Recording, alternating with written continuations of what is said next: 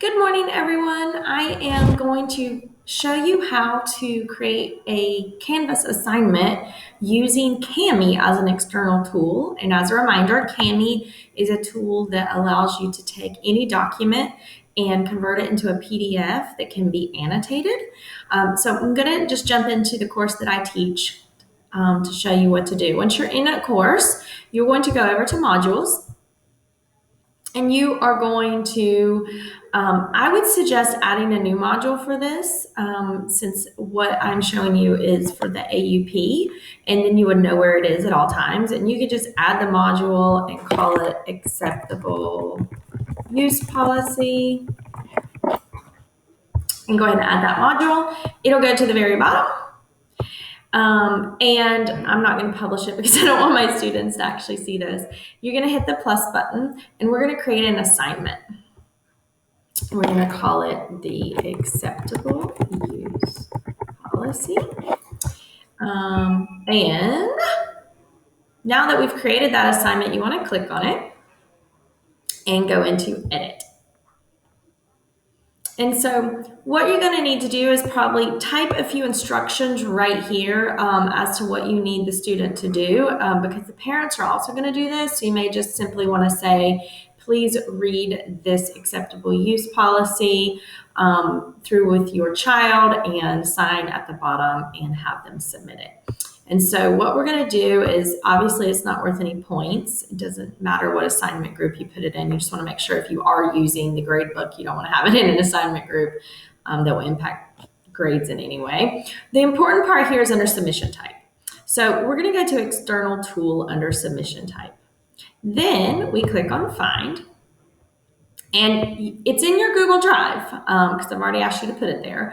But you want to click on Kami. So the Kami Google Drive assignment. We want to choose it from Google Drive, so we click there. And so now we find you can do a search if you've put it in your drive under AUP, it should come up. I'm just going to select one of these, doesn't matter which one. It selected it, so I'm going to click proceed. So it's taking that file and it's turning it into a Kami document. So click select here, and I find this easier for the students if you click on load this tool in a new tab. So click on that button. And then you'll want to set a due date so that the students will get reminders in Canvas. So whenever you want to make sure that they do this and have their parents look at it with them, you can set that date. I'm not going to set a date. I'm going to click save so that you can see what it'll look like on the student end. So I can click on student view to show you, but it's going to look, actually I can't because I can't. It won't let you see what the student wants to do because it's in Kami, not in Canvas. Sorry about that.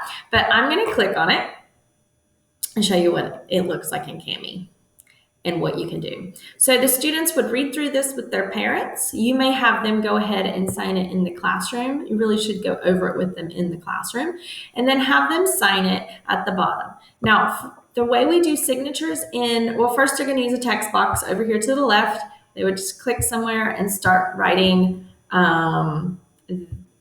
their name.